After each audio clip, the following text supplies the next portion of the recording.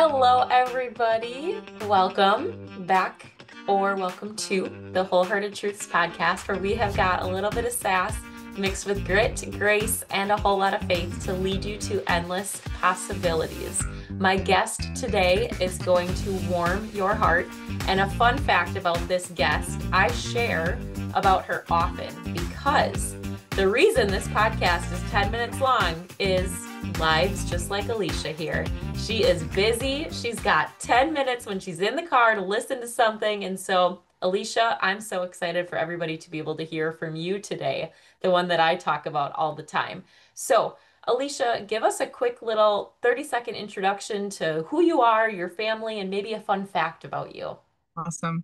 I'm honored to be here today. So my name is Alicia. I'm from Cincinnati, Ohio. I have been married to my husband for 11 years. We have three children, two together.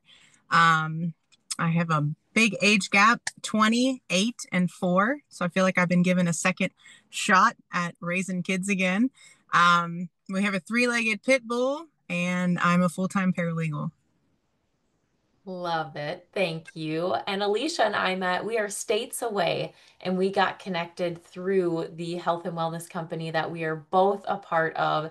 And I tell you what, we just came back from a retreat with just being around incredible women. And it reminds me of how much I love what I get to do because of the people that I get to do it with. Alicia's one of them. So, girl, I knew that your story needed to be heard louder. So thank you for being on here today. You have lost over 100 pounds. That's absolutely amazing. Tell us about the turning point for you when you decided that things had to change, and how did you do that? I think for me, realizing that I couldn't do normal daily tasks anymore without pain or just internal heartache. Um, and knowing that my now 20-year-old, who was much younger 7 years ago, he was getting to the point where he was going to start getting made fun of for how his mom looked when she came to things to drop him off in sporting events. And I didn't want that for him. My marriage was also suffering. And I just didn't want to live like that anymore. I had a new baby, and I didn't want him to grow up with a mom that couldn't play on the playground. And so I think that I just got to a point in my life where I was sick and tired of being sick and tired, and it was time to do something different. So that wasn't all or nothing for me. I think that one thing that people have to realize about health and wellness is that it can't be all or nothing, because eventually you'll get burnt out. And this is so much a journey, not a sprint. This doesn't happen like Amazon Prime, like we all wish it did. So it was very just small, consistent daily steps. I changed the way that I was eating. I cut back on foods and how much I was consuming. And I just started walking 7 or 5 days a week at my lunch hour. And that's what it was for probably the very first year. And then as I lost more weight, things got easier. Never wanted to be a runner, but now I kind of like to run a little bit. I like to lift weights in the gym. And so your health journey will evolve as you evolve. Your health journey will evolve as you evolve. That's so encouraging. You've shared part of your why was not wanting to repeat the same health struggles that your parents faced. So, how has that decision impacted your kids and the way you lead your family today? Please tell us about your kids' lunch boxes as part of this. It's my favorite. Well, if I forget, remind me.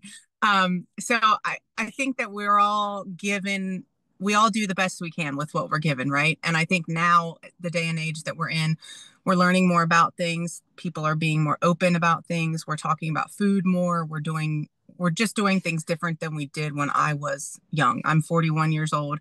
And so my parents did the best that they could with what knowledge they had at that time. But I remember growing up, it was like Arby's every Friday, 5 for $5 with your curly fries on the side. And so, food was love. That's how my family showed that. That's how my dad's parents showed, them and us grandkids. But I didn't want, as I got older, I didn't want to face the same health struggles that they did. Both of my parents have passed away from complications of lots of diseases, diabetes being the biggest one. My brother, who surprisingly did everything different as an adult, died of colorectal cancer. And so I just didn't want to continue the same cycle with my children. And I didn't want to get older and put the burden of taking care of me on my children.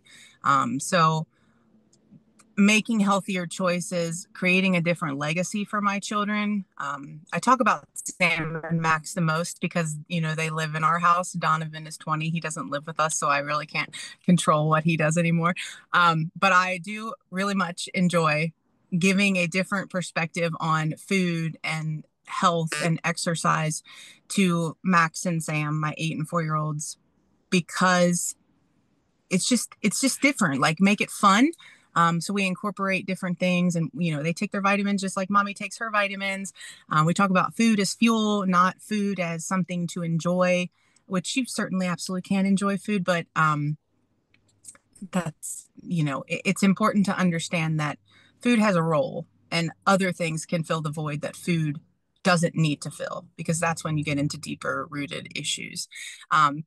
So they have a personal plan for them, just like I have a personal plan for me. So I have my DNA report, which tells me exactly what I need to do, exactly what I don't need to do to get the best results for my body. And I have that for them also, which I just can't even express how grateful I am for that, because it has made making their health decisions so much easier and not guessing.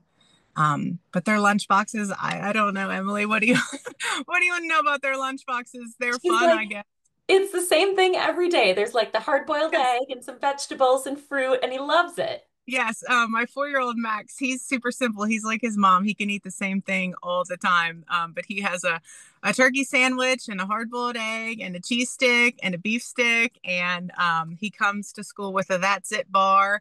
And then he gets a little made good granola snack. So I have to send him to school with his food for all day. So it is fun to incorporate the healthy choices with them too. So.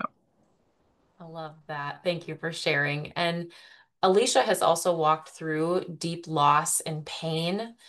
So she has chosen to bring hard experiences into the light instead of hiding them in the darkness. So, in 30 seconds, Alicia, tell us what you would encourage somebody to do if they're sitting in that spot.